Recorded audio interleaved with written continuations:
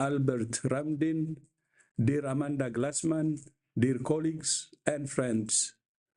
Buenos dias, bonjour, bom dia, and good morning.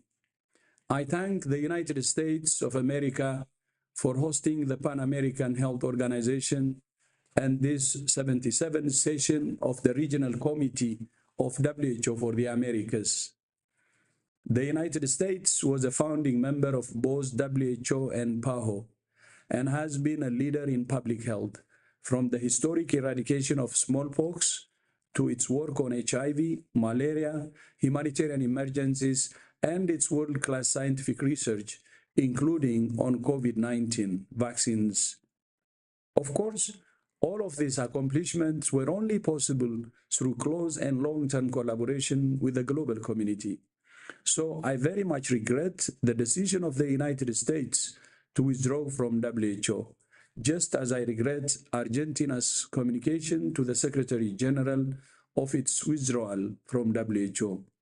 We hope both countries will reconsider, and we remain open to dialogue. The World Health Assembly is expected to consider both matters next year, and I will return to this subject later. Dr. Barbosa, I'm grateful for your report, which clearly lays out the accomplishments of PAHO and how you intend to navigate the challenges ahead. You have documented progress on key PAHO initiatives on disease elimination, non-communicable diseases, primary health care, maternal mortality, and digital health. The regional office has also supported the response to 20 acute emergencies, including a major dengue epidemic, Mpox, influenza H5N1 in cattle, and measles and yellow fever across multiple countries. You also responded to wildfires in Bolivia and Chile, hurricane in Beryl and Grenada, Jamaica and St. Vincent and the Grenadines, and multiple emergencies in Cuba. There was also important progress in disease control. With the re-verification of Brazil as measles-free, the entire region regained its status as free of endemic measles. Suriname became the first country in the Amazon to be certified as malaria-free, and Brazil eliminated lymphatic filariasis as a public health problem. Congratulations to these countries on your achievements. Excellencies, your agenda this week reflects your shared commitment to promoting, providing, and protecting the health of the region's people. Through the midterm report on the implementation of the Sustainable Health Agenda for the Americas, through the regional strategies for prevention and control of non-communicable diseases and for health and migration, through the regional policy for expanding equitable access to high-cost and high-price health technologies, and much more. Of course, implementing all of these strategies, frameworks, and actions will require resources, which, as we all know, are even scarcer than usual. Sudden and dramatic cuts to official development assistance are disrupting health systems in many countries. As we navigate these tough times, it's important to remember that in this crisis lies an opportunity to move away from relying on aid and to build a new future based on independence, self-reliance, and solidarity. Many leaders have told me they are ready to make that transition, and many countries have been taking action. One powerful tool for generating domestic resources and improving health is through health taxes on tobacco, alcohol, and sugary drinks. Last month, WHO launched our 3x35 initiative, which aims to support countries to increase the real prices of these three unhealthy products, tobacco, alcohol, and sugary drinks, by at least 50% by 2035. This is not aspirational. Many countries are already doing it, including in the Americas. Of course, health taxes are only one tool. There are many others, including pool procurement, domestic manufacturing, integrating vertical programs into government-led systems, public health insurance, and better budget execution.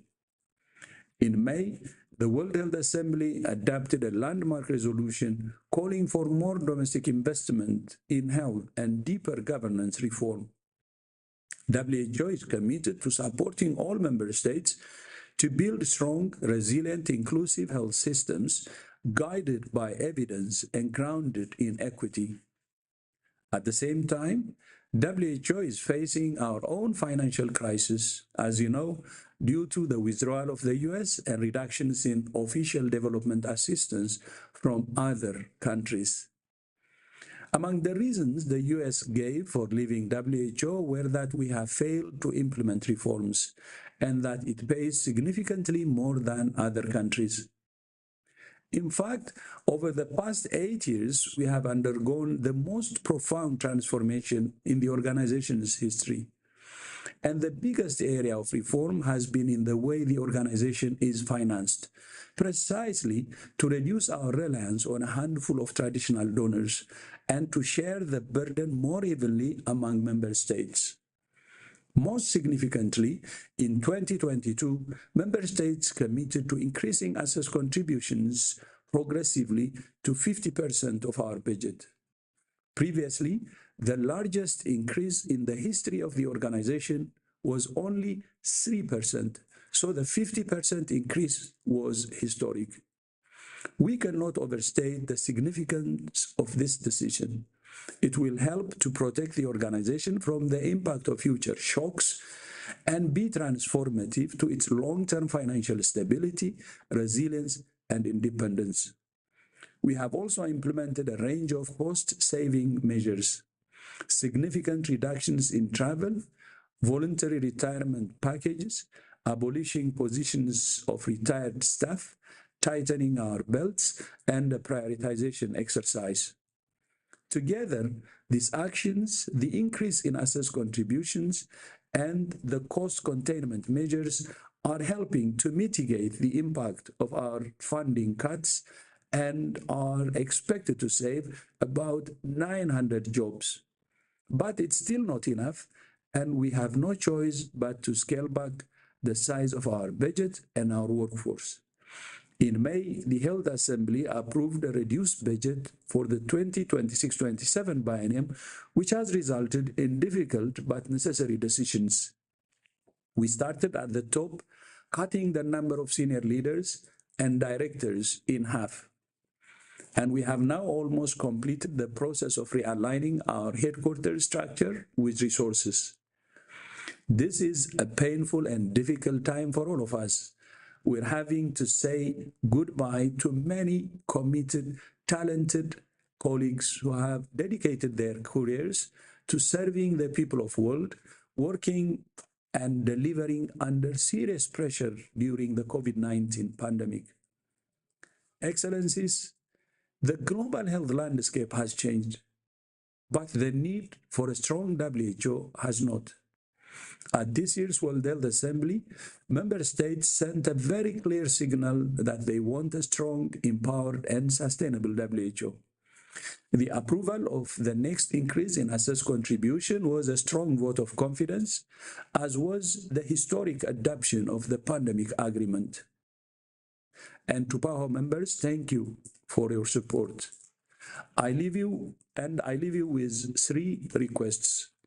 First, I urge all member states to engage actively in negotiations on the PAB's annex to the pandemic agreement and to conclude it in time for next year's World Health Assembly in May. Second, I urge you to use every tool at your disposal to generate financing for health and improve efficiency as you build a more reliant future free from aid dependency. WHO stands ready to support all member states to do that. And third, I urge you to seize this opportunity to work with us to build a stronger, more empowered, and more independent WHO that's better able to serve all countries. I look forward to continuing to work with Dr. Jarbas Barbosa, my colleagues in the regional office, and with all member states as we work together to promote, provide, and protect health in the Americas and everywhere. I thank you. And Chair, back to you.